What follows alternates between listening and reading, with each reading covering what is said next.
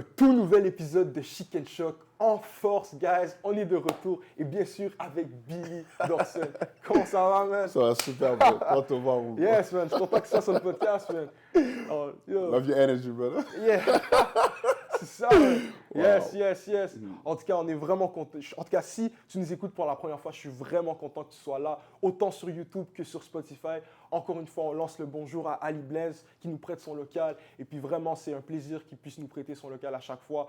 Allez vous faire une chasse. Comme je le dis toujours, c'est le meilleur barbeur de Candiac. Ça mérite une chasse. Allez chez lui, allez le contacter. C'est incroyable. Et puis encore une fois, on lance aussi le bonjour à Eliam qui nous permet de filmer, qui nous permet de faire ce podcast. Donc, merci encore aux gars derrière la caméra. Et puis, comment ça va, Billy? Dis-nous un peu, c'est comment maintenant? Comment ça...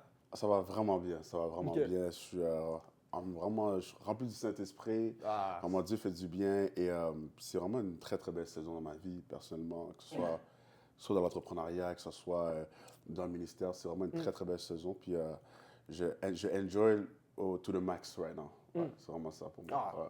c'est ça qu'on veut entendre, c'est ça qu'on entend. Et puis je suis content, vraiment, je suis content que ça se passe bien pour toi. Et puis, tu sais, j'ai vu aussi tes vidéos, j'ai vu ce que tu fais. Vraiment, c'est genre, t'es une inspiration pour beaucoup de personnes. Il y a beaucoup de personnes qui ont été influencées par toi, donc, Amen. dont en moi. Donc, je te remercie pour ça. Et puis, Ça fait plaisir. vraiment, je pense que ce podcast d'aujourd'hui, je pense que ça pourra aider beaucoup de personnes qui écoutent en ce moment. Donc, non, c'est vraiment un honneur que tu Amen. sois là. Amen. Vraiment un honneur. Et puis, Wow. c'est ça. Et puis, ça, si tu peux ouvrir le bal, tu peux nous parler un peu de toi, tu peux nous parler aussi de comment tu as vraiment eu ce courage, puisqu'on le sent. On sent que tu es quelqu'un vraiment courageux, on sent que tu es quelqu'un, tout ça. Est-ce qu'il y a une histoire derrière? Est-ce qu'il y a des choses que tu voudrais un peu plus parler là-dessus? Ouais. Moi, en fait, à la base, je n'étais pas courageux avant. Hein. Je n'étais pas un gars très... Ah ouais? Non. Tu sais, j'ai du mal à croire ça. J'ai du mal à croire ça. Moi, je te dis, ouais, non, Non, avant, moi, j'avais quand même des peurs. J'étais un peu un gars... J'ai jamais été gêné dans la vie, mais je suis sûr quand il y avait des opportunités, je n'étais pas le premier à les attaquer. Tu vois? Et en fait, j'ai commencé à être courageux vraiment quand j'ai eu, en fait, quand j'ai donné ma vie à Jésus. En fait, j'ai donné ma vie à Jésus à 12 ans dans une église. Où est-ce que ma mère, moi, j'allais pas à l'église pour recevoir. Là. Moi, j'allais pas à l'église. Moi, j'allais à l'église pour accompagner ma mère. Parce que ma mère voulait que j'aille à l'église avec elle. Puis je savais qu'il y avait du bon chocolat chaud. Moi, j'allais à l'église pour ça, OK? Et bizarrement, en mes 12 ans, j'avais seulement 12 ans, très, très jeune. Je me rappelle, je dormais à côté de ma mère pendant la louange parce que moi, je n'écoutais pas à l'église. Et il y avait comme la présence de Dieu, en fait, pendant qu'ils chantaient, OK? Il y avait la présence de Dieu et tout d'un coup, je me suis réveillé brutement comme ça. Et j'ai commencé à sentir la présence de Dieu. J'ai commencé à sentir des frissons partout sur mon corps. Et même, je sentais une chaleur très bizarre. J'ai comme, mais pourquoi je sens ça? J'avais jamais senti ça dans ma vie. Et tout d'un coup, quand j'ai ouvert mes yeux, j'étais assis. Ma mère elle avait les bras levés. Et moi, je regardais ma mère et j'écoutais la louange et j'ai commencé à pleurer. Là, j'étais comme, my God, je sens comme si un amour. Tu vois, pendant que la louange était là, en train de jouer, je sentais vraiment l'amour de Dieu. Et glorieusement, ils ont commencé à prêcher sur l'évangile. Ils ont commencé à prêcher, si tu veux recevoir Jésus, tu viens devant. Il est mort pour toi, pour tous tes péchés. Et je suis allé devant. C'était la première fois que l'église, même l'église, je pense, me voyait parler ou aller devant. Et je suis allé devant, je crois qu'on était peut-être juste 4. Puis ils ont vu un petit gars de 12 ans aller devant pour recevoir Jésus. Et ce jour-là, j'ai confessé devant tout le monde, devant les hommes, devant les anges, devant everybody, que Jésus-Christ est mon Seigneur et mon Sauveur. Et j'ai reçu Jésus là. Et, mais malheureusement, qu'est-ce qui s'est passé? C'est que quand je donnais ma vie à Jésus, de mes 12 ans à 18 ans, j'avais peur de m'affirmer. Ah, ok. Je ne me suis jamais affirmé, je ne m'affirmais pas en tant que chrétien. Parce que j'avais peur de qu'est-ce que les gars allaient penser de moi. J'avais peur de mon environnement, j'avais peur de perdre des femmes. Je me disais que, yo, si je dis que je suis chrétien, les femmes vont plus m'aimer. Tu vois, je te dis, ils vont penser que je suis un saint, ils vont me dire, lui, c'est un petit puceau, ils vont penser des trucs comme ça. Avec là, je me suis jamais dit, je me suis jamais dit que j'étais chrétien à l'école. Peut-être en privé, si tu me parlais vraiment en privé, peut-être j'allais dire, mais si c'était en public, je n'allais jamais affirmer. Puis pendant de mes 12 ans à 18 ans, j'ai vécu avec une peur identitaire. Ok. Tu vois, j'ai vécu avec une peur identitaire où est-ce que je ne m'affirmais pas, où est-ce que je me cachais de ma réelle identité. Je savais ce que je devais faire, mais je ne voulais pas le montrer. parce que j'avais peur de choquer mon entourage. J'avais peur d'être différent. J'avais peur de montrer qui j'étais réellement. J'avais peur de montrer ce côté-là gentil, de montrer ce côté-là euh, qui est conscient de Dieu dans ses actions. J'avais peur de ça. Fait que je me suis enfoui dans une fausse identité de mon environnement. Puis c'est vraiment en 2019 où est-ce que Dieu m'a appelé. Il m'a dit, Billy, je t'ai appelé à prêcher l'Évangile. Puis là, j'étais comme, moi, prêcher l'Évangile. Pendant 7 ans de ma vie chrétienne, je ne parlais pas de Jésus comme ça. Ouais. Tu comprends ce que je veux dire? Fait que là, quand Jésus m'a dit, Billy, je veux que tu prêches l'Évangile, je veux que tu amènes des âmes et par des signes, des miracles et des prodiges également, j'étais comme, moi, j'étais comme Moïse. Je me suis dit, mais Seigneur, je suis un homme qui bégaye, je ne suis pas un gars qui parle comme ça. Tu sais, je parlais et tout, mais par rapport aux choses religieuses, c'était pas quelque chose que j'étais à l'aise et tout. Puis quand on m'a dit, j'ai reçu vraiment une rencontre vraiment surnaturelle qui m'a touché profondément. Et en fait, pour la première fois, en fait, j'ai parlé à mon groupe d'amis, vraiment de Jésus-Christ, que j'étais un chrétien, que je voulais être proche de Dieu. J'ai commencé à même parler aux filles à qui je datais, avec qui j'avais des rapports, quoi que ce soit. Je leur ai dit que je suis chrétien. Peut-être que tu ne savais pas, mais je suis un chrétien. Puis à ma grande surprise, il y a comme eu, comment je peux dire ça, il y a comme eu une carapace qui a été cassée. Dès que j'ai commencé à dire qui j'étais, dès que j'ai commencé à dire, dès que j'ai commencé à parler de Jésus-Christ, une carapace s'est débloquée dans ma vie. Littéralement, j'étais comme juste, je m'en foutais maintenant de qu'est-ce qu'ils ont pensé de moi. Et à ma grande surprise, j'ai perdu des proches, mais ben oui, le fait que je dis que j'étais chrétien, tout d'un coup, quand les gars voulaient m'inviter dans des parties, c'était plus les mêmes choses. Tout avait changé. Et là, j'ai compris que, en fait, un homme ne devrait jamais vivre selon l'opinion des hommes, mais selon l'opinion de Dieu. Tu vois? Parce que tellement longtemps, je me disais que j'avais tellement peur de ce que les hommes allaient penser de moi, de ce que les gens allaient penser de moi, que j'avais peur de brasser. J'avais peur de choquer. Chicken shock. J'avais peur de choquer. Donc, et tu sais, tout ce qui est par rapport à Jésus, des fois, c'est des trucs qui sont tabous. Des trucs, ça peut être des trucs. Pas trop, C'est ça. Ça peut être des trucs que les gens sont mal à l'aise. Mais je me suis dit, non, I have one life. Et je sais qu'il y a des gens qui doivent être touchés par le 100%. message de Jésus. Wow.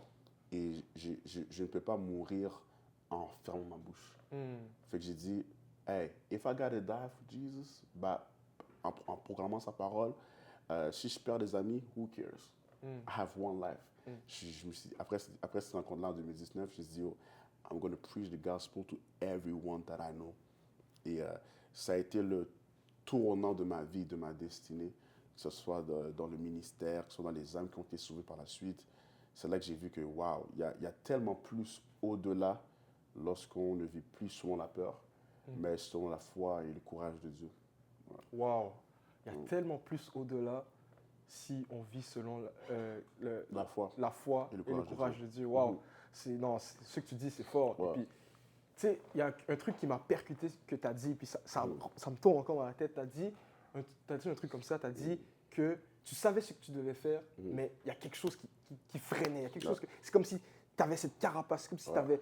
Puis je me dis, tu sais, il y a beaucoup de choses, il y a beaucoup de temps, la plupart du temps aussi, on est comme ça. Tu sais, on se dit, on sait qu'est-ce qu'on a à faire, on sait qu'on doit prêcher l'évangile, on sait qu'on doit être la lumière du monde et le sel de la terre, mais on est bloqué, on reste caché, on veut pas, tu vois ce que je veux dire? Mais en fait, c'est l'une des raisons pourquoi j'avais peur de parler de Jésus, c'est parce que je me sentais même pas comme un enfant de Dieu. Oh, ok. Je me sentais indigne de l'amour de Dieu. Parce que j'avais tellement d'erreurs, fait que je vivais avec une culpabilité. Et je me disais, bah, je ne suis pas qualifié pour parler de lui. Je ne suis pas digne de parler de lui. Fait qu'à cause de cette culpabilité-là, à cause du fait que je ne me sentais pas comme un enfant de Dieu, je ne parlais pas de lui.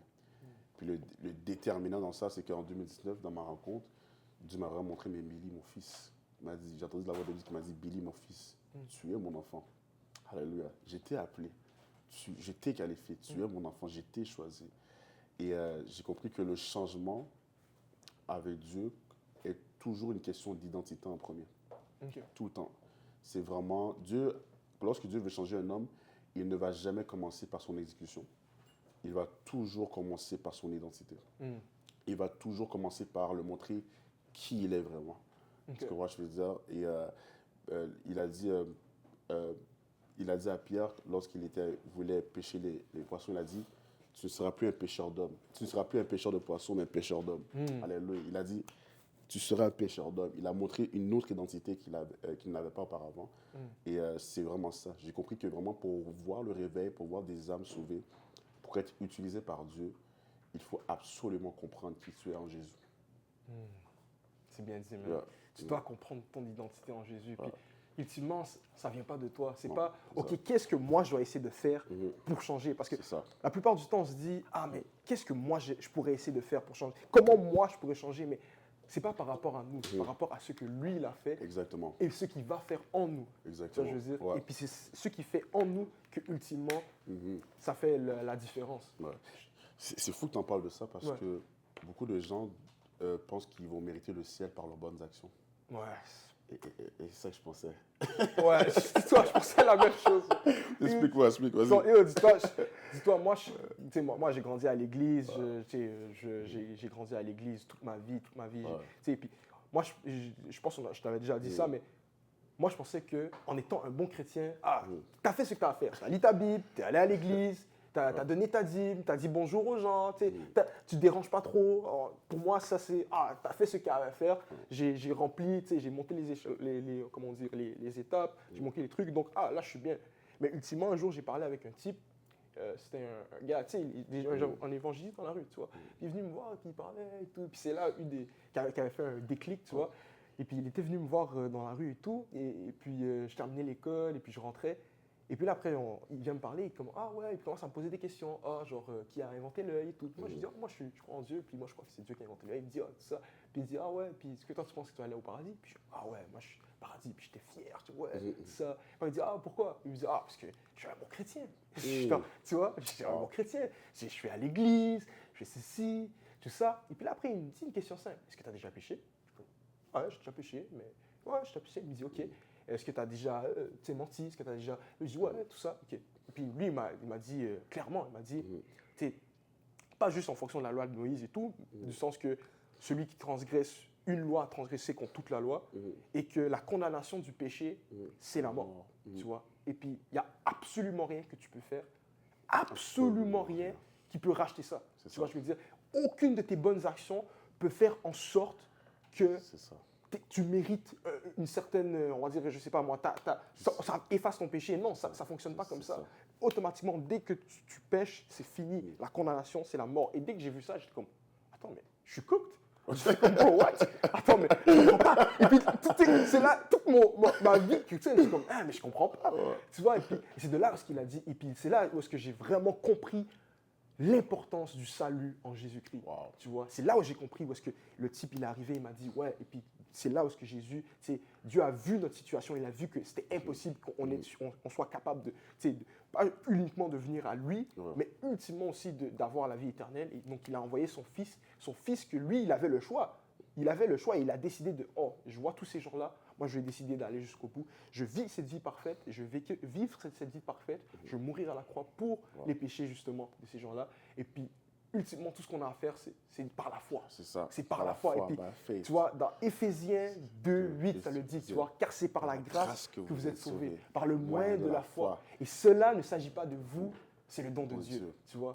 Ce n'est point par les œuvres afin que personne ne se glorifie. Donc, ultimement, il n'y a rien qu'on peut faire. C'est ça. Tu vois, je veux dire, il n'y a absolument rien qu'on peut faire. La seule chose qu'on peut faire, c'est de recevoir Jésus. Si tu crois de tout ton cœur et par la foi, tu veux justement avoir accès à Jésus, tu peux l'avoir ici, maintenant, tu vois. Et puis peut-être tu écoutes ça, peut-être tu te dis, mais tu sais pas toutes les choses que j'ai fait et tout. On est toutes sont dépourvues, toutes ont péché. Toutes ont la condamnation de la mort. Donc, il n'y a pas quelqu'un qui est... C'est sûr que moralement, il y a des gens qui vont dire, mais c'est sûr que tuer, c'est plus grave que voler. Oui, on peut essayer, mais ultimement, ça revient à la même. On est tous des pécheurs et puis on est tous dépourvus de la gloire de Dieu. Tu vois. Mais ultimement, peu importe ce que tu as fait, peu importe les choses, peut-être tu te dis, mais tu ne comprends pas ma vie et tout. Moi, je te dis, Jésus, il te voit tel que tu es et il t'accepte tel que tu es. Et il veut te changer, tu vois, je veux dire. Il veut changer ton cœur. Parce que ultimement, c'est la position de ton cœur qui veut changer. Et il peut le faire. Il peut le faire. Ouais, c'est exactement ça. Ouais. Moi, cette révélation-là que tu viens de dire a bouleversé ma vie en 2019. Ouais. C'était ça, en fait, c'est le message de l'amour de Dieu, que c'est vraiment, c'est pas mes œuvres qui allaient me qualifier, mais c'est sa grâce. C'est pas mes œuvres, c'est pas qu'est-ce que j'ai fait, non, c'est vraiment qu'est-ce que Jésus-Christ a fait à la croix, Ouais. qui me rendait digne de proclamer sa parole, 100%. qui me rendait digne, en fait, de déclarer que je suis enfant de Dieu. Tu vois, moi, je pensais que c'est parce que j'ai pas péché que je suis je suis un bon chrétien, whatever, but non, man, c'est comme tu as dit, quand tu regardes, tu as déjà menti, on a déjà fait des trucs malsains, et Jésus-Christ est mort à la croix, une fois pour toutes, pour les péchés du passé, présent et futur, une fois pour toutes, pour tous les péchés. Et souvent, je dis souvent ça, que l'évangile, c'est trop beau pour être vrai, mais c'est vrai. Wow. C'est trop beau pour être vrai, mais c'est vrai. Yeah. C'est vrai, man. Ouais. Non, ce que tu dis, c'est fort, man. Ouais. Ce que tu dis, c'est vraiment, vraiment fort. Puis, ultimement, c'est ça, man. Et puis, ultimement, je pense que, tu sais, il y a un côté aussi où est-ce que il y a vraiment un côté où est-ce que c'est beau de voir ça, tu vois. De pouvoir avoir accès à ça. Et puis, justement, il y a quelques jours, hier, c'était vendredi saint, tu sais, on commémore, tu vois, l'acte que Jésus a fait à la croix pour nous. Et puis, tu sais, moi, je suis juste comme, wow, man. Wow. Pour de vrai, c'est beau. Ouais. C'est vraiment, vraiment beau. Et puis, ultimement, tu sais, on parle de ton témoignage, tout ça, comment tu as eu ce courage, tu as eu cette détermination de changer et tout. Et puis, tu sais, justement, le courage, Dieu nous l'a donné. Tu vois. Moi, je suis convaincu que tout le monde est courageux. Tout le monde a cet esprit de courage. Et puis, Dieu nous l'a dit, tu vois, dans Timothée, tu vois. Mais tu sais, nous n'avons pas un esprit de timidité, mais un esprit de force, un esprit d'amour, un esprit de sagesse. L'esprit de force qu'on a reçu, c'est un esprit de courage. Le courage, être capable de surmonter les épreuves, être capable de bâtir sa maison sur le roc. Tu vois, ça c'est un esprit de courage. Tu vois, être capable de mettre sa confiance en Dieu, ça c'est un esprit de courage. D'être capable de regarder, de ne pas regarder à ce que le monde dit à notre sujet, mais de regarder ce que Dieu dit à notre sujet. Ça c'est un esprit de courage. Et puis ultimement, tu sais, on le voit dans ta vie, tu vois, tu as vraiment, t'es vraiment quelqu'un qui a laissé ultimement Dieu agir dans ta vie pour avoir justement ce courage. Et je crois et je pense aussi que c'est ça aussi qui a fait la différence entre toi, qui était, on va dire, qui n'avait pas nécessairement timide, mais comme tu disais, qui avait cette carapace, qui avait cette peur de démontrer ce courage, contrairement à maintenant, tu vois. C'est le fait que tu as laissé Dieu agir dans ta vie, tu vois. Il y a définitivement, j'ai compris en fait que la peur est souvent liée à une identité. En fait, souvent les gens vont souvent dire je suis une personne timide, je suis quelqu'un qui est gêné dans la vie. Puis là, ils veulent faire les choses pour Dieu. Puis là, ils se rendent compte qu'il faut la foi, il faut être courageux, il faut être audacieux. C'est ce qu'on je veux dire. Et tu ne peux pas aller dans la terre promise avec un langage de peur. C'est impossible, tu vois. Abraham a dû croire en Dieu afin d'aller dans la terre promise. S'il aurait dit, non, je pense pas. Je suis quelqu'un de gêné. J'aime trop ma femme, j'aime trop mon cousin, je veux rester là, Seigneur. Non. Il n'a pas dit ça, il a dit, je crois en toi. Et on y va. Tu vois. Et j'ai compris que lorsque quelqu'un veut commencer à être audacieux, il doit changer son langage sur lui-même. 100%. Il doit se voir vraiment déjà comme quelqu'un, comme tu as dit dans 2 Timothée chapitre 1, verset 7, qui est courageux, qui a un esprit de force, d'amour et de puissance. C'est ça son identité en tant qu'enfant de Dieu. Dieu n'a jamais déclaré « tu as un esprit de peur, tu es impérieux ». Non. Jésus n'a jamais déclaré ça sur aucun de ses enfants. Jésus a toujours déclaré « je t'ai donné un esprit qui s'appelle le Saint-Esprit. Et c'est un esprit de courage, de force et d'amour. Et ça, là, c'est une révélation identitaire. Et ça qui fait le switch. Moi, quand je suis devant une situation que peut-être les gens peuvent avoir peur, en fait, j'ai compris que la peur est une sensation, pas une identité. C'est une expérience que tu sens, mais tu n'es pas obligé de l'accepter. C'est vrai, et j'ai compris que la peur est sûrement temporaire. Ça vient, après ça part. Et la personne qui ignore la peur va toujours faire des exploits. Par exemple, je m'en rappelle, les gens souvent, quand ils voient des malades, ils ont peur de prier pour eux. Parce qu'ils se disent, mais j'ai peur que ça ne marche pas. Ouais, c'est vrai. J'ai peur que ça ne marche pas. C'est vrai, ça. Mais qui t'a dit que ça n'allait pas marcher? Qui t'a dit que ça n'allait pas marcher? C'est ça. Fait que moi, quand je sens cette peur-là venir, moi, la seule différence, c'est pas que je suis plus loin que les autres, pas du tout. C'est pas que j'ai pas un plus grand Saint-Esprit que l'autre. Non, non, non, non, non, j'ai le même Saint-Esprit que tout le monde. La différence, c'est que lorsque la peur vient, je ne l'écoute pas comme mon Dieu. Je ne l'écoute pas comme mon Dieu et j'agis par la foi. Tu vois, et j'impose les mains aux malades. Pourquoi? Jésus-Christ a dit, vous imposerez les mains aux malades et les malades seront guéris. Tu vois, lorsque quelqu'un veut recevoir une guérison, quelqu'un me demande, je vais prier par la foi parce que ma puissance n'est pas en moi, n'est pas dans ce que je fais, mais dans l'œuvre de la croix, dans qu'est-ce que Jésus-Christ a déjà accompli. Jésus a déjà accompli sa guérison pour la personne. Je suis simplement un canot. Je prie pour la personne, au nom de Jésus-Christ, sois guéri. Et c'est comme ça que j'ai vu mes premiers miracles. Wow. C'est comme ça que j'ai vu mes premiers miracles, par l'audace. Je n'ai pas vu mes premiers miracles par la préparation éternelle que Dieu allait m'utiliser. J'ai vu mes premiers miracles par l'audace de la première fois. Qu'est-ce que je veux dire par là? C'est que j'ai commencé à faire simplement ce que la Bible me demandait de faire. Je chassais les démons, je guérissais les malades, alléluia, et je prêchais l'évangile et je voyais des âmes sauvées. Tu ne peux pas voir des âmes sauvées si tu ne prêches pas l'évangile. Ouais, 100%. Souvent, les gens vont prier, Seigneur, sauve-la. C'est très bon de prier, mais il faut que la personne entende l'évangile. Et la parole dit dans Romains 17, elle dit, comment ils parviendront-ils au salut si personne ne leur prêche? C'est vrai, tu vois, je veux dire, pour voir des âmes sauvées, j'ai commencé à prêcher l'évangile. Pour voir des malades guéris, j'ai commencé à imposer les mains aux malades. Et souvent, les gens sont comme, ah, mais Dieu ne m'utilise pas. Non, ce n'est pas que Dieu ne t'utilise pas. C'est que tu attends que Dieu t'utilise quand Dieu veut déjà t'utiliser. Comme je veux dire, Dieu veut déjà utiliser tous les chrétiens. Puis là, souvent, ce que je vois souvent avec les jeunes, c'est qu'ils attendent un signal de Dieu pour que Dieu les utilise. Il est écrit, allez et faites de toutes les nations des disciples. Il est écrit, allez prêcher l'évangile. C'est déjà écrit dans le livre de la vie que c'est déjà écrit qu'est-ce que tu dois faire.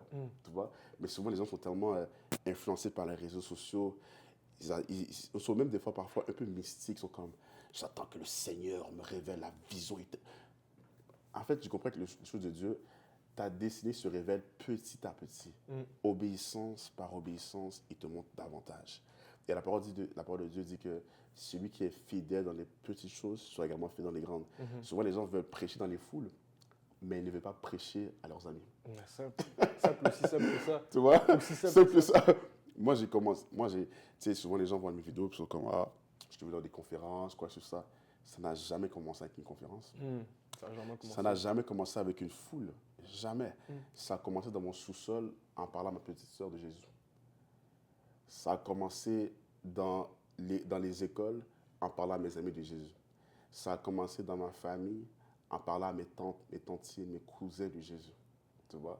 J'ai été fidèle dans les petites choses. Alléluia. Ma famille, les gens que je connais. Je n'avais même pas de réseaux sociaux. You know what I'm saying? But I was preaching the gospel avec les plateformes que Dieu me donnait et je les maximisais à leur plein potentiel.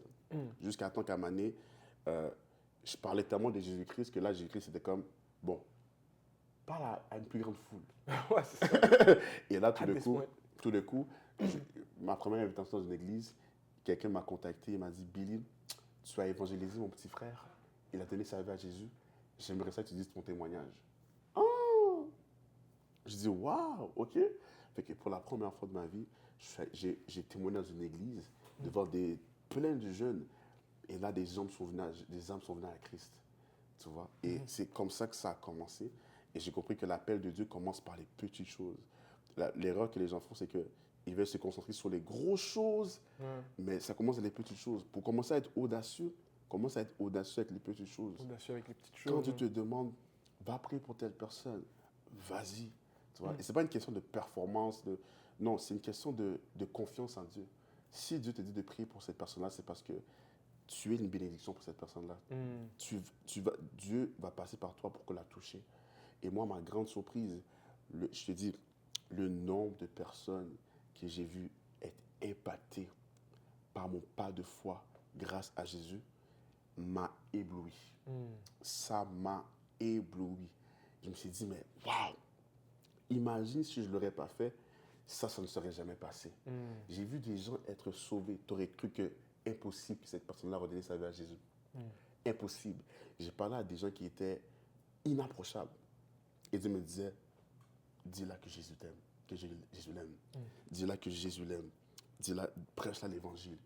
Et j'ai vu des âmes sauvées parce que j'ai fait confiance à Dieu. J'ai dit, Seigneur, ce n'est pas moi qui vis, mais c'est Christ qui vit en moi. Alléluia. Ce n'est plus moi qui vis, mais c'est Christ qui vit en moi. J'ai arrêté de regarder à ma culture, j'ai arrêté de regarder à mes incapacités naturelles et j'ai commencé à regarder à la puissance de Dieu qui vit en moi. Christ en moi, l'espérance de la gloire. Et j'ai commencé à prêcher l'évangile et j'ai commencé à voir des âmes sauvées, des choses extraordinaires. Pas parce que je suis puissant, non, mais parce que j'ai un Dieu puissant qui vit à l'intérieur de moi.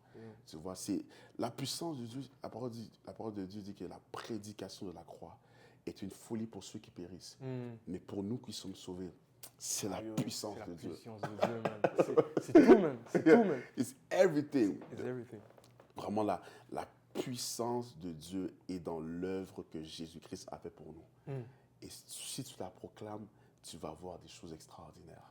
C'est aussi simple que ça. Puis moi, ce que j'essaie toujours de faire avec les jeunes, c'est de les simplifier l'évangile. Parce que souvent, les gens mettent tellement de protocoles, que ce soit sur l'appel de Dieu, que ce soit même dans la prière, que ce soit même dans les, juste dans les choses de Dieu, ils ont mis tellement de protocoles, tu dois faire ci, tu dois faire ça, tu dois faire ça. Oui, il y a des principes bibliques, gloire à Dieu, mais lorsqu'on met trop de protocoles, ça devient une religion.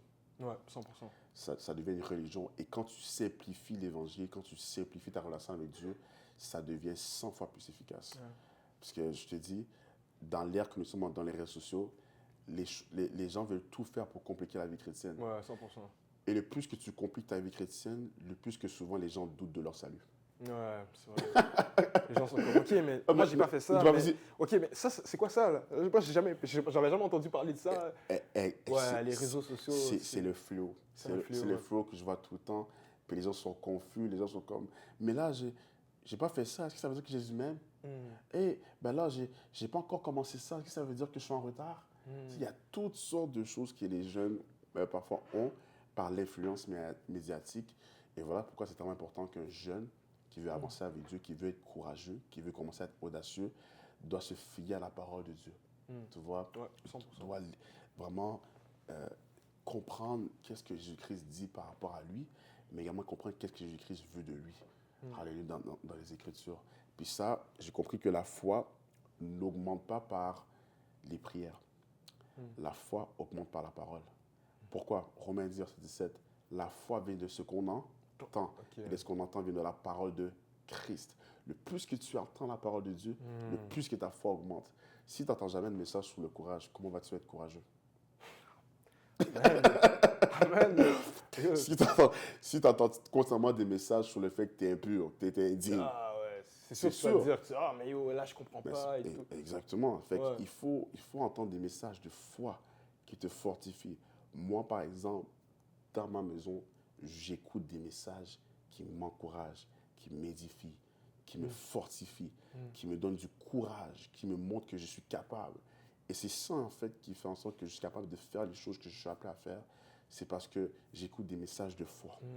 Alléluia. Et c'est ça que les gens ont besoin. Et pour être courageux, pour être quelqu'un qui ose, pour être quelqu'un qui fait des miracles et des prodiges, tu dois écouter des messages qui t'édifient, des messages qui t'encouragent. Si tu n'entends jamais de message sur l'évangélisation, est-ce que tu vas vraiment évangéliser? Si tu n'entends jamais de message sur les faire des disciples, est-ce que tu vas vraiment faire des disciples? Ça va être compliqué, tu vas être confus. Mais quand tu entends constamment des messages sur l'évangélisation, sur faire les disciples, sur la prière, toutes ces choses vont devenir ta vie. Ça ne va même plus être quelque chose que tu essaies de faire, ça va être quelque chose que tu fais. Et ça va devenir ta vie. Ça va devenir ta vie. Life. Tu vois, c'est ce que je pourrais dire. Non, 100%. 100%. Ce que tu dis, c'est. Puis ultimement, même par rapport à ce que tu as dit, c'est pas attendre que. Dieu veut déjà nous utiliser. Dieu peut tout le temps nous utiliser. C'est à nous de vraiment lui laisser la place. Et puis, ultimement, le courage n'est pas l'absence de la peur, mais c'est la détermination et la décision de confronter cette peur. La détermination d'aller au-delà de cette peur. De faire ce pas de foi. Même si la peur, elle est là, même si tu prends quand même ce pas de foi, et puis tu l'as dit, c'est par la foi, tu vois. Et puis, ultimement, même dans Hébreu, ça le dit, tu vois, le juste vivra par la foi, tu vois. Et puis, ultimement, si tu tu veux vivre, comme tu as dit, des prodiges, si tu veux vivre des trucs, si tu veux aller, tu veux marcher, aller loin dans ta vie, tout ça, ultimement, c'est la foi. Tu vois. Ultimement, tu dois dire, OK, Dieu, qu'est-ce que tu dis à mon sujet? Et puis, tu dois regarder aux promesses que Dieu a dit, tu vois, aux trucs que Dieu t'appelle à faire, et puis tu dis, OK, par la foi, je vais marcher là-dedans. Par la foi, je vais prendre ce pas de foi, et puis je vais marcher avec autorité. Tu vois ce que je veux dire? C'est fort ce que tu dis parce que une chose que j'ai compris par rapport à la foi, quand tu as dit le juste vivra par la foi va au-delà des cinq sens. Ça veut dire que tu n'es pas obligé de le sentir pour croire que c'est de Dieu. 100%. Par exemple, quand tu vois un malade, tu n'es pas obligé de sentir que Dieu t'appelle à prier pour ce malade, pour prier ce malade. Tu peux, oh pardon, Non, tu peux le faire même si tu ne le sens pas. Pour prêcher l'évangile, souvent les gens disent, je dois le sentir que je dois prêcher l'évangile. Dieu a dit dans sa parole, il veut que tous les hommes soient sauvés et qu'ils parviennent à la connaissance de la vérité. Ça veut dire que chaque personne que tu vois est évangélisable. Ouais, ça. Tu vois, et j'ai compris une chose qui m'a étonné, c'est que à chaque fois que je me fiais sur mes émotions, parfois je manquais souvent la cible. Mais lorsque je me fie sur la parole de Dieu, it's always on point. Et j'ai commencé à ne plus vivre selon ce que je sens. Tu vois? Oui, parfois le Saint-Esprit va te mettre à cœur de faire attention, whatever. Mais quand, mettons, c'est par rapport à l'appel de Dieu, de faire les œuvres de Dieu, tu dois être comme Pierre. Tu ne peux pas regarder à la tempête ou à tes émotions, tes sentiments de doute, mais à regarder à la parole proclamée de Jésus-Christ qui t'a dit, viens et marche. Tu comprends ce que je veux dire? Viens, marche sur l'eau. C'est disponible. Juste, ne te fie pas sur tes émotions de peur, sur la tempête. Juste regarde à moi. Mais quand tu regardes à la tempête, c'est alors que quand tu marches sur l'eau, tu vas tomber. Tu comprends ce que je veux dire? En fait, il faut vraiment être des hommes et des femmes, en fait, qui that love the word of God. That love la 100%. parole de Dieu. Parce que la parole de Dieu vraiment t'apprend à ne plus dépendre de tes émotions. Les émotions ont été créées par Dieu, mais lorsqu'une émotion est négative et lorsqu'une émotion va contre la parole de Dieu, tu dois te fier sur la parole de Dieu plutôt que tes émotions. Je te montre un exemple. Des fois, les gens vont se dire, je ne sens pas que Dieu est avec moi. C'est un sentiment. Mais est-ce que c'est la vérité? Non. Pourquoi? Dieu est avec toi tout le temps. Alléluia. 100%. Que tu ne le sentes ou que tu ne le sentes pas. Ou parfois, les gens vont se dire, je ne sens pas que Dieu m'aime. Est-ce que c'est vrai? Non, c'est pas vrai. Non, c'est pas vrai. Dieu t'aime. La parole de Dieu dit alléluia, qu'il prouve son amour que lorsque nous sommes encore pécheurs, Christ est mort pour nous. Alléluia. La parole dit que je t'aime d'un amour éternel. Tu vois, fait que la parole de Dieu dit ça. Fait que, tu vois, nos émotions sont tellement trompeurs que quand on se fie sur ça, on se trompe sur la bonté et l'amour que Dieu a pour nous. Et même sur les choses qu'il veut faire. Fait que moi, j'ai vraiment appris là que moi, si je sens quelque chose, je sens pas que Dieu, si mes émotions ne sentent pas que Dieu est là, je ne vais pas me fier sur ça pour que ce soit la vérité. Je vais toujours croire que non, la vérité is in the word of God. J'ai appris à laisser la parole de Dieu être au-dessus de ma perception humaine, à être au-dessus de mes émotions humaines, à être au-dessus de mes incapacités physiques. The word of God. Même Jésus-Christ a dit qu'il élève sa parole au-dessus de son nom dans le psaume. Alléluia. Ouais. Il élève sa parole au-dessus de mon nom. Amen.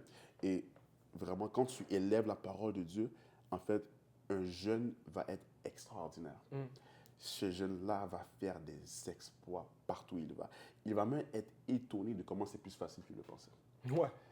Faire l'appel de Dieu, c'est la meilleure chose que tu peux faire. C'est la meilleure chose que tu peux faire, mais également, par la surcomplication de l'évangile, beaucoup de gens pensent que faire l'appel de Dieu va toujours être difficile. Jésus-Christ a dit que vous aurez des tribulations, mais prenez courage, car je suis avec vous. Amen. Tu comprends ce que je veux dire? Ouais. Et quand on fait l'appel de Dieu, c'est là que tu vas, en fait, c'est vraiment là que tu vas vivre la vraie joie. C'est là que tu vas vivre la vraie paix. C'est là que vraiment que tu vas vivre ta vraie vie. En dehors de l'appel de Dieu, tu n'es pas ta vraie vie, tu vis un mensonge. You don't live your real life. Ta vraie vie, la vraie vie d'un enfant de Dieu est dans son appel. c'est Tu vois, je vrai, veux dire, j'ai parlé à des hommes et des femmes, même je te dis ça avant, je te dis ça avant le podcast, j'ai parlé à des gens qui font 300 000 dollars l'année, 400 000 dollars l'année, 500 000 dollars l'année. Mais ils m'ont dit, Billy, je ne sens pas que je suis dans qu'est-ce que Dieu m'appelle à faire. J'ai beaucoup d'argent, gloire à Dieu, mais je me sens vide. triste, man. Je me sens vide. Moi, je travaille à la banque, et dans le domaine bancaire, tu peux voir des gens qui font 150 000 dollars l'année, 200 000 dollars l'année. Les banquiers, investisseurs, whatever, investment banking, ils peuvent faire 250 000 dollars l'année avec des portfolios, avec les gens riches qui gèrent. Puis, quand tu les vois après le travail, ils racontent leur vie, puis ils sont comme, My God, je suis en dépression, bro. Je vais pas bien. Ils sont constamment anxieux. Ils n'ont même pas de paix. Ils n'ont même pas de paix. Ils n'ont même pas assez de paix pour enjoy leurs 250 000 dollars l'année. Ça, Tu vois, c'est tu veux vrai.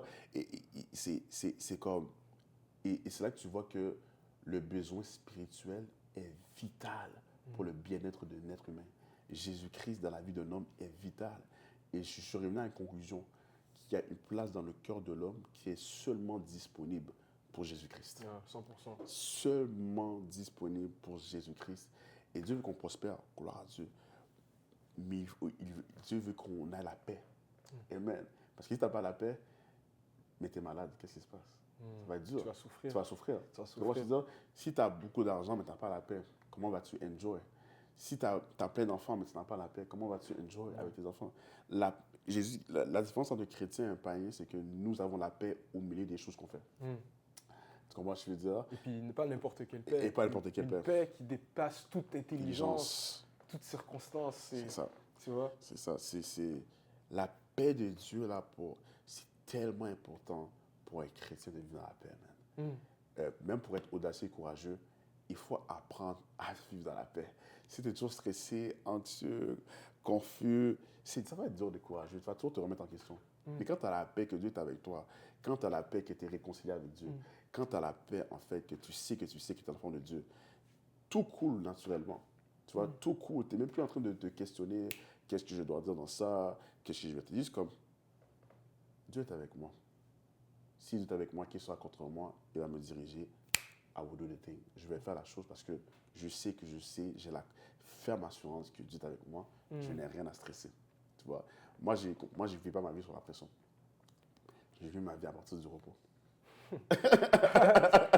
Comment je veux dire? J'ai vraiment, dans l'œuvre de la grâce, dans l'évangile, j'ai appris à ne pas vivre ma vie dans la performance. I don't live my life from performance. Je ne vis pas ma vie par la performance. Je vis ma vie par le repos que Dieu me donne. Jésus-Christ a dit, venez à moi, vous tous qui êtes chargés, fatigués, et je vous donnerai du repos. La vie chrétienne devait être une vie de repos. 100%. Et quand je parle d'une vie de repos, je ne parle pas d'une vie de tu ne fais rien. Une vie de repos en Christ, c'est une vie guidée par le Saint-Esprit.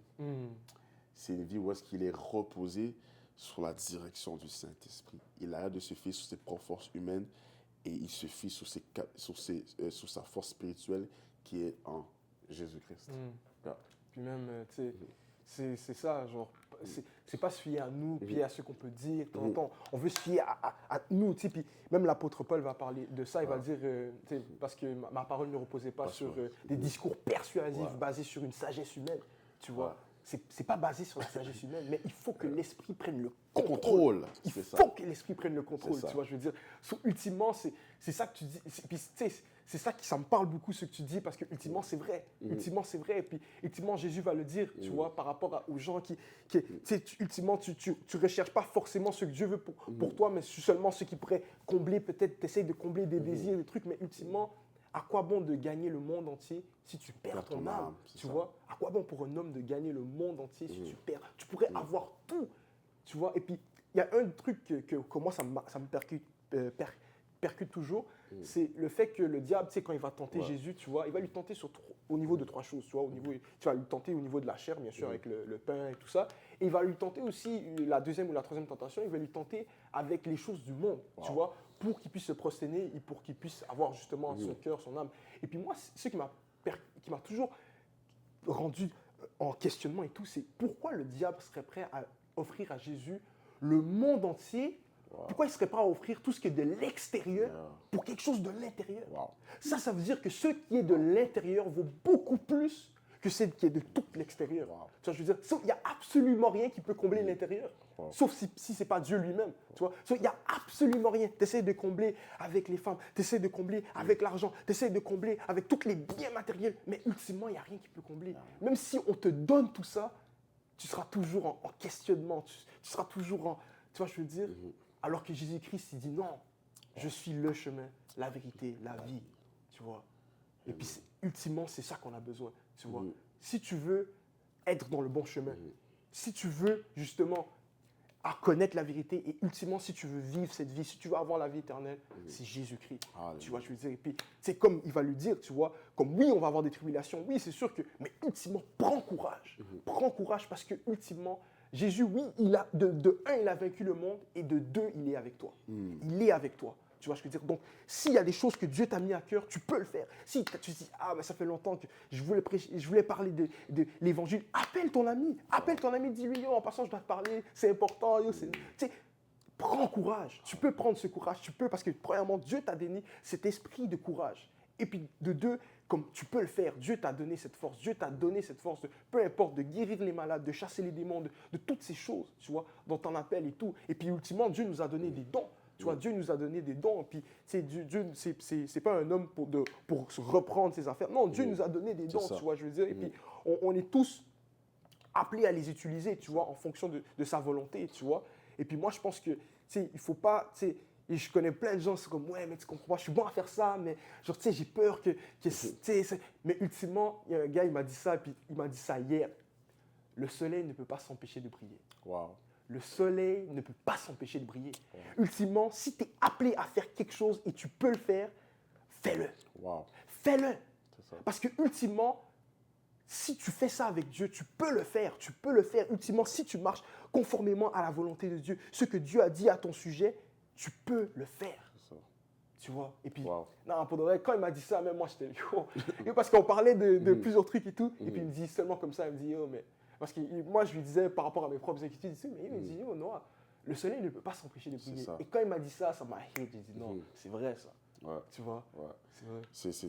C'est tellement vrai. Ça me fait penser à un verset qui dit Dieu ne se repent pas de ses dons et de son appel. Exact. Tu comprends ce que je veux dire? Et, c'est comme you cannot stop shining with the Lord Jesus. You know, ça, même au milieu de tes erreurs, Dieu, dans son amour,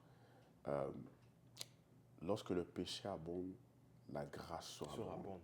Tu vois, la bonté de Dieu, c'est ça qui pousse à la transformation et à la repentance. Et c'est pas la condamnation, c'est pas la colère, mais c'est la bonté de Dieu qui transforme les hommes. Et c'est ça que Jésus-Christ a voulu montrer, c'est que mon amour pour toi va te rendre encore plus en feu. Mon amour pour toi va te rendre encore plus confiant. Mon amour pour toi va te rendre encore plus capable de faire les choses que tu t'appelles. L'amour de Jésus est le carburant de l'appel de chrétien. Et c'est la motivation de l'appel de chrétien. C'est l'inspiration de l'appel de chrétien. L'amour de Dieu, là, si je suis avec toi aujourd'hui, là, mon frère, si je suis encore là aujourd'hui en train de te parler de Jésus, là, c'est grâce à l'amour de Jésus. C'est mon carburant. Tout ce que je ne le fais pas pour mériter pour Dieu, mais je le fais par le carburant et en sachant que Dieu m'aime. Le fait que je sais que Dieu m'aime fait en sorte que je vais aimer davantage les autres. Le fait que je sais que Dieu m'aime fait en sorte que je vais encore plus accomplir l'appel. Le fait que je sais que Dieu m'aime fait en sorte que je veux être là pour les gens qui ne se sentent pas aimés. C'est mon carburant. C'est ça qui fait en sorte que I can go crazy for the Lord Jesus. Wow. You know what I'm saying? Et j'ai compris que l'amour que Dieu a pour moi a effacé toutes les insécurités et les inquiétudes que j'avais sur moi. Le fait que je ne me fiais plus sur l'opinion sociétale des hommes, mais sur l'opinion spirituelle de Dieu, a changé toute ma perspective sur moi-même. Souvent, les gens vivent avec des insécurités, des doutes, et ils oublient comment Dieu les a façonnés à la perfection. Il connaît exactement le nombre de cheveux sur ta tête. En fait, Dieu te dit que tu es magnifique, belle et merveilleuse. Fearfully and wonderfully made en anglais. Et j'ai compris, mon gars, que quand quelqu'un tourne son visage vers Jésus, il oublie ses imperfections, il oublie ses inaptitudes, il oublie tout ça et littéralement, il se rend comme. Quand il regarde Jésus-Christ, c'est comme un miroir. Tel il est, tel je suis. Tu vois, vraiment, Jésus-Christ, c'est comme un miroir. Quand tu lis la parole de Dieu, puis tu vois tout ce qu'il a fait, en fait, c'est comme un miroir sur qui tu es réellement. You know what I'm saying? Et j'ai compris ça. Ça, c'est tellement important de comprendre ça que quand tu es Jesus-minded, quand tu as vraiment les pensées sur Jésus-Christ, là, tes inquiétudes, tes incapacités, tes doutes tombent à l'eau. Comme ça, tu es comme, wow, my God, the Lord Jesus Christ is King. Tu te rends compte de sa splendeur, tu vois sa puissance, tu vois tout ce qu'il fait. Tu es comme, wow, I have such a big God. Et tu oublies toutes tes inaptitudes. Moi, je suis quelqu'un qui bégaye. Tu vois. But when I look to Jesus Christ, j'oublie même que je bégayais des fois. Tu vois, moi, je suis un gars, je suis jeune là, j'ai seulement 25 ans. Ouais. Des fois, je suis devant des audiences, des gens de 35 ans, 45 ans, 40 ans, ils me regardent comme ça. Qu'est-ce que ce jeune homme va dire? C'est comme ça là. On est prêt à t'écouter. Puis là, tu vois, les gens vont être tentés à performer, mais je ne vis pas par la performance. Tu l'as dit. Tu vois? I look to Jesus Christ. Qui veut dire que je vais même fier sur les réactions de l'audience. Je vais me fier sur l'opinion de Dieu dans mon cœur. Tu comprends ce que je veux dire? C'est fort ce que tu dis, parce que de temps en temps, on pense que si j'ai bien prêché, c'est parce que les gens, j'ai vu que les gens, c'est pas par rapport à, c'est par rapport à lui. C'est ça. Tu vois? Et puis, ce que tu dis vraiment, c'est. Et puis, tu as dit un truc aussi qui m'avait quand même percuté aussi. Tu avais dit que, ouais, il y a les trucs et tout, par moments, les situations et tout. Mais il y a un truc, c'est que de temps en temps, on se rajoute nous-mêmes cette pression. C'est ça. On se rajoute nous-mêmes cette pression de, ouais, mais je suis pas capable. Je suis pas. Et puis, tu commences à te mentir, tu commences à regarder à des choses qui ne viennent pas de toi. Ah, mais je suis ci, je suis ça, je suis ça. Alors que non, il ne faut pas regarder à ces choses-là. Ouais. Tu vois? Il ne faut pas regarder à ces choses-là. J'ai compris une chose, tu sais, par rapport à ça. Les gens qui sont trop durs sur eux-mêmes trouvent que Dieu est trop dur sur eux. Ouais. C'est toujours ça. Les gens qui se mettent tellement de pression sur eux-mêmes, souvent pensent que Dieu les met de la pression. Inconscient ou conscient. Quand tu regardes la profondeur, tu regardes la racine, souvent les gens qui sont tellement durs sur eux-mêmes n'ont pas encore compris pleinement l'amour que Dieu a pour eux. En fait, quand tu comprends l'amour de Dieu, Dieu vient alléger ton cœur. Il enlève des fardeaux. Il enlève la pression. Il enlève la lourdeur. Mais quand tu sens que Dieu est trop dur avec toi, que Dieu n'est pas content, que Dieu est si like that, que ta perception de Dieu est biaisée, littéralement, ton speech personnel va refléter ton speech spirituel. Comment je vais dire, comment tu te perçois toi-même va affecter comment tu vois Dieu. Et comment tu vois Dieu va affecter comment tu te vois toi-même. Ouais, c'est interconnecté interconnecté là. C'est interconnecté là. Fait que moi, ce que je dis aux gens qui ont la pression, qui se mettent beaucoup de pression, qui sont durs avec eux-mêmes, c'est arrête de performer et reçois. Arrête de performer et reçois, man. Qu'est-ce dit, man? Arrête de performer, arrête d'essayer et reçois. Dans l'ancienne alliance, il devait faire pour être. Dans la nouvelle alliance, on est pour faire. Amen. Non, ce que tu dis, c'est vrai. C'est ni par force, c'est ni par puissance. Par l'esprit. Je sens les frissons. Ah, même moi, c'est... Non, ce que tu dis, c'est fort, c'est fort. Moi, je te dis, c'est... Ultimement, c'est ça. Ultimement, genre, il faut qu'on prenne courage. Et puis même quand on regarde les prophètes, même quand on regarde Moïse, quand on regarde toutes les... Ultimement, ils ont dû avoir justement, comme on disait depuis le début, tu vois, la foi. C'est ça. Et puis de deux, ils ont dû y aller. Ils ont dû prendre cette action. Ils ont dû... Il doit avoir une action, tu vois. La foi doit être en action, tu vois. La foi, en fait, même Jacques va le dire, une foi sans, tu vois, action et tout, elle est morte, tu vois, je veux dire. Ultimement, il faut que ta foi produise quelque chose. Il faut que ta foi mène à quelque chose, tu vois, je veux dire. Tu peux pas dire, ah ouais, non, Dieu, je sais que tu peux faire des trucs, mais tu restes dans ton lit ou genre, tu vois, je veux dire, non, il faut vraiment que tu y ailles. Il faut vraiment que tu... Et puis, tu sais, encore là, cette foi-là, c'est vraiment genre, c'est se dire que Dieu est capable de faire. Dieu est capable de le faire. Tu vois, je veux dire. Et puis de là, c'est là où c'est là où tu vas avoir des miracles, c'est là où tu vas avoir des choses changer. Tu vois. C'est fort ce que tu dis parce que ça me fait penser à un homme de Dieu qui a dit un jour, il a dit, la foi ne se développe pas de qu'est-ce que tu as, mais de qui tu as avec toi. Ouh, ok, c'est fort, ouais. C'est fort, ouais. Ouais, c'est fort. Tu comprends? Je veux Ouais, dire, la foi, c'est de comprendre pas qu'est-ce que tu as, mais qui tu as avec toi. C'est ça qui fait la différence. Quand tu sais que yo, Dieu est là, si mettons, tu marches constamment avec la conscience que Dieu est avec toi, de quel homme auras-tu peur? Hmm. De quel obstacle auras-tu peur? Mm. De quel même démon auras-tu peur? Quel esprit? La nuit, en attaque? C'est quoi ça? C'est un petit truc, ça. Tu vois, quand tu es conscient de qui est avec toi, automatiquement, ta foi fait un exponentiel fois 10. Ouais. Comme Luc Dumont. Comme Luc Dumont, ouais. Tu vois, tu veux dire, ça fait exponentiel. Boum! Tu exploses de comme, waouh, d'espérance. Tu exploses de foi, en fait. Vraiment, j'ai compris. Moi, j'ai vu ma vie chrétienne avec la conscience que partout où je vais, Dieu est avec moi. Cette conscience-là que Dieu est avec moi a changé ma manière de voir les choses. Là, pendant que je suis avec toi, je suis conscient que Dieu est avec moi. Là, c'est la caméraman derrière. Je suis conscient que Dieu est avec moi. Et le fait que je suis conscient que Dieu est avec moi me rend tellement sensible, en fait, à sa présence que je sens que en fait, quand tu as cette conscience-là, tu sens que tu peux impacter partout. Parce que là, tu es comme, non, je ne suis jamais tout seul.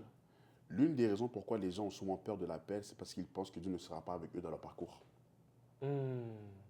Ils pensent que Dieu va les abandonner de quelque part. En mode Dieu. Ouais, en mode, ok, Seigneur, tu me laisses là-bas, dans le désert, comme ça. C'est ça. Dieu ne sera pas là. Non. Dans le désert, il sera là. 100%. Dans la caverne, il sera 100%. là.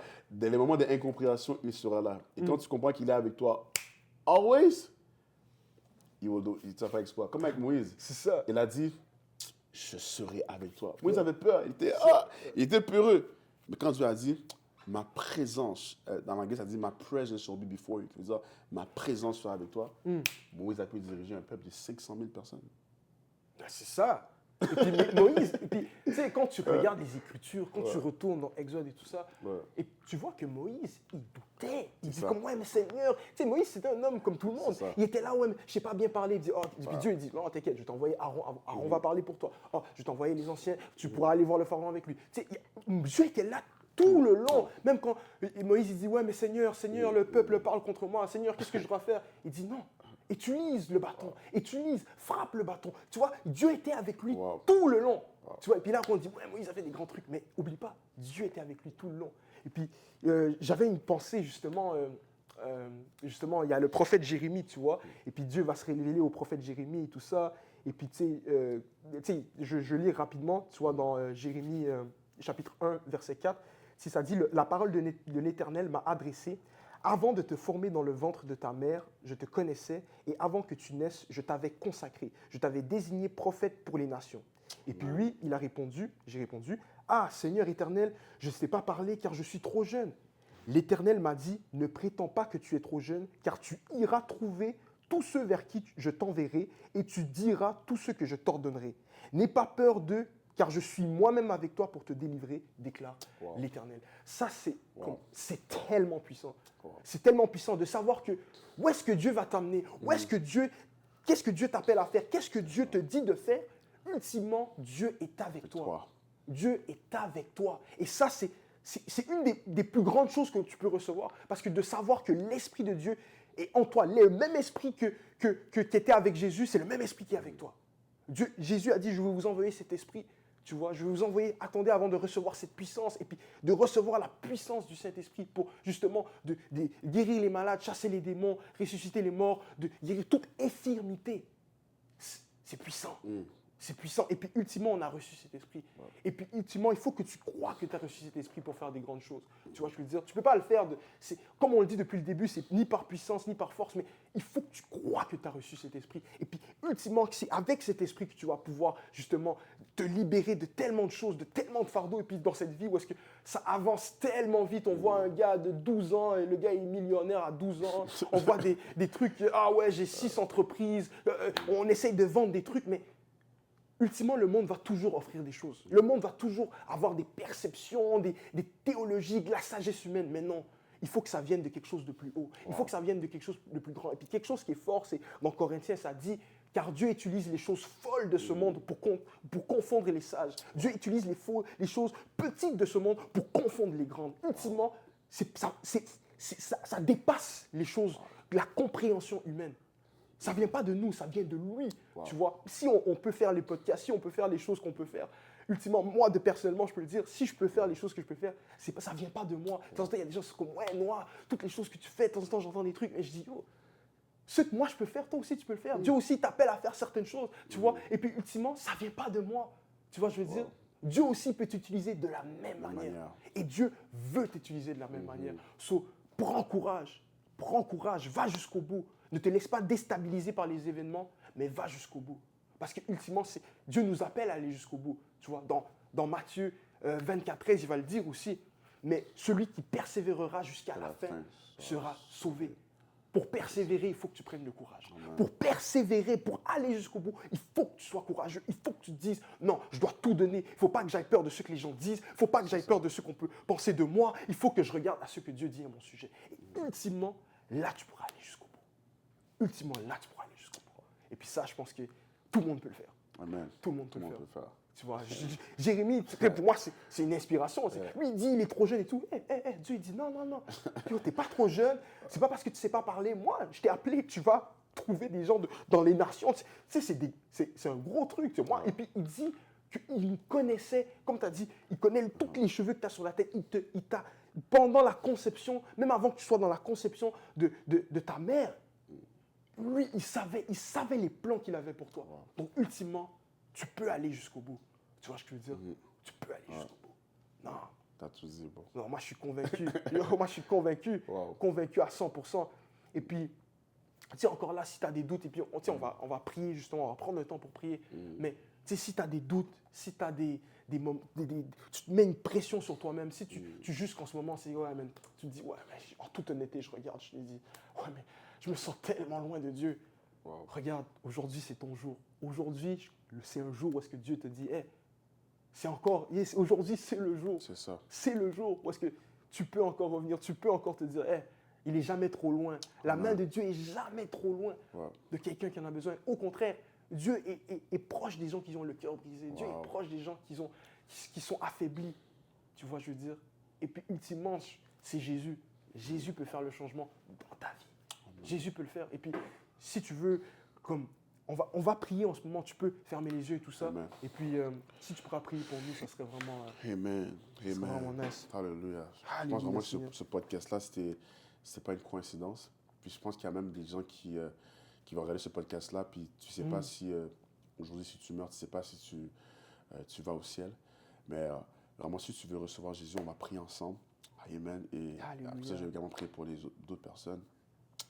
Alors, tu répètes après moi, dis, Seigneur Jésus, aujourd'hui, je t'accepte dans ma vie comme Seigneur et Sauveur.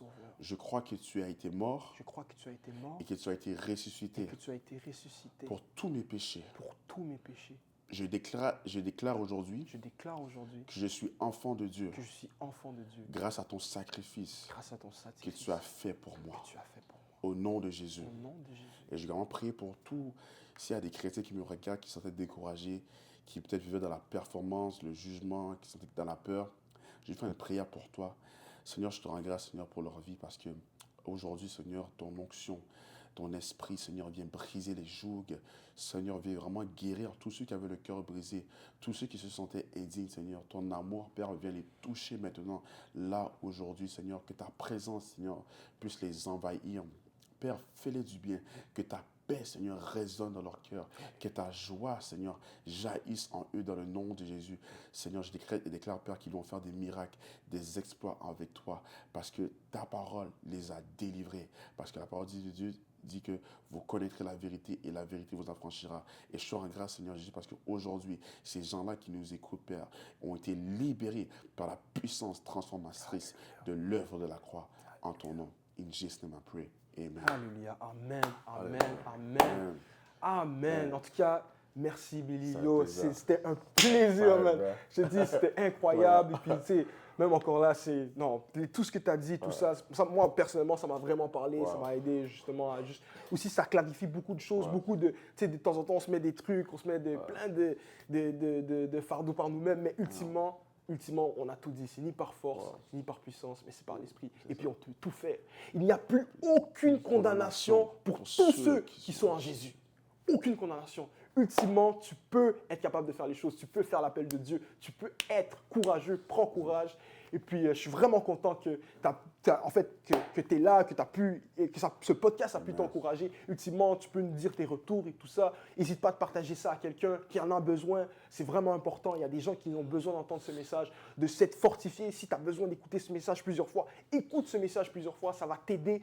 Et puis, ultimement, il y a d'autres épisodes qu'on va faire qui vont venir et tout ça. Et puis, encore une fois, on remercie Billy pour tout ça. Et puis, ultimement, on va se revoir dans un prochain épisode.